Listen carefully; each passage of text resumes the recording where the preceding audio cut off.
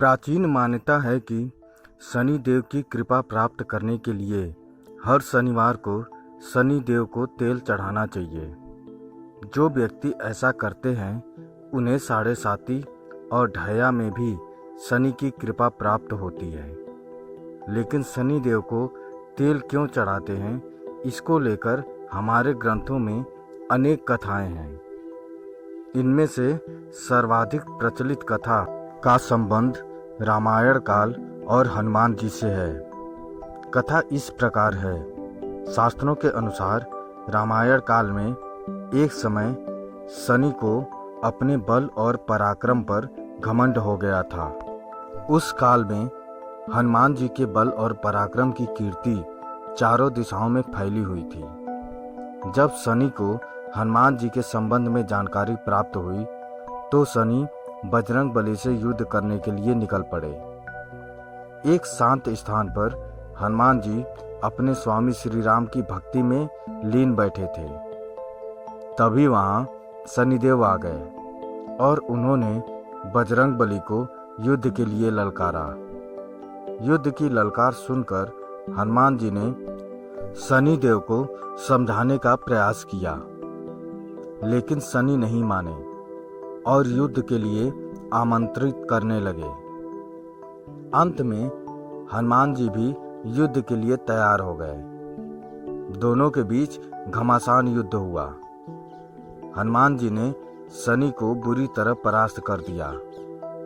युद्ध में हनुमान जी द्वारा किए गए प्रहारों से शनि देव के पूरे शरीर में भयंकर पीड़ा हो रही थी। इस पीड़ा को दूर करने के लिए हनुमान जी ने शनि देव को तेल दिया। इस तेल को लगाते ही शनि देव की समस्त पीड़ा दूर हो गई। तभी से शनि देव को तेल अर्पित करने की परंपरा प्रारंभ हुई।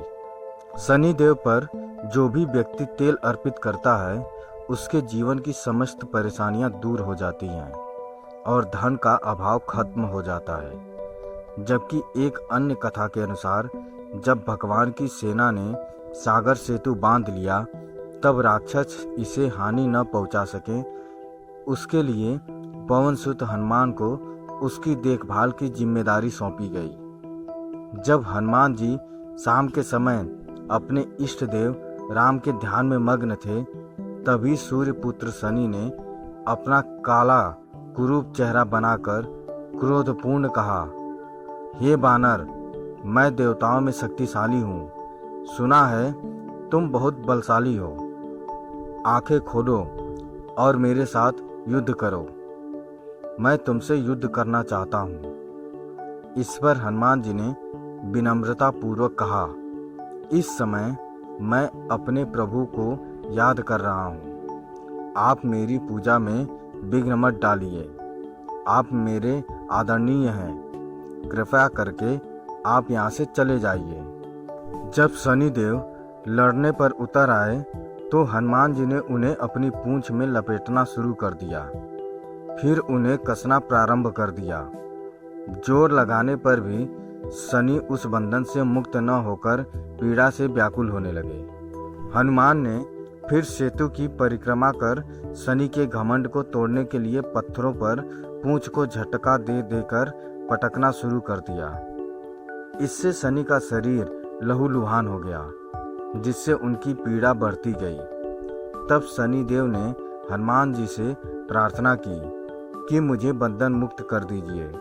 मैं अपने अपराध की सजा पा चुका हूँ, फिर मुझसे ऐसी गलती नहीं होगी। तब हनुमान जी ने जो तेल दिया उसे घाव पर लगाते ही शनि देव की पीड़ा मिट गई। उसी दिन से शनि देव को तेल चढ़ाया जाता है, जिससे उनकी पीड़ा शांत हो जाती है और वे प्रसन्न हो जाते हैं। हनुमान जी की कृपा से शनि की पीड़ा शांत हुई थी।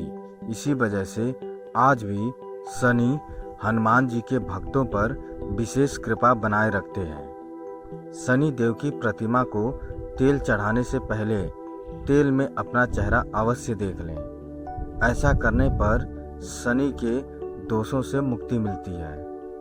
धन संबंधी कार्यों में आ रही रुकावटें दूर हो जाती है और सुख समृद्धि बनी रहती है। ज्योतिष शास्त्र के अनुसार हमारे शरीर के सभी अंगों में अलग अलग ग्रहों का वास होता है, यानी अलग अलग अंगों के कारक ग्रह अलग अलग हैं। शनिदेव त्वचा, दांत, कान, हड्डियां और घुटनों के कारक ग्रह हैं। यदि कुंडली में शनि अशुभ हो तो इन अंगों से संबंधित परेशानियां व्यक्ति को झेलना पड़ती है। इन अंगों की विशेष देखभाल के लिए हर शनिवार तेल मालिश की जानी चाहिए। शनि को तेल अर्पित करने का यही अर्थ है कि हम शनि से संबंधित अंगों पर भी तेल लगाएं, ताकि इन अंगों को पीड़ाओं से बचाया जा सके। मालिश करने के लिए सरसों के तेल का उपयोग करना श्रेष्ठ रहता है। दोस्तों, शनि देव को तेल अर्पित करने की यह कथा आपको कैसी लगी, हमें कमेंट करके ज़रूर बताएं। अगर अच्छी लगी हो तो शेयर करें, सब्सक्राइब करें और लाइक करें। धन्यवाद।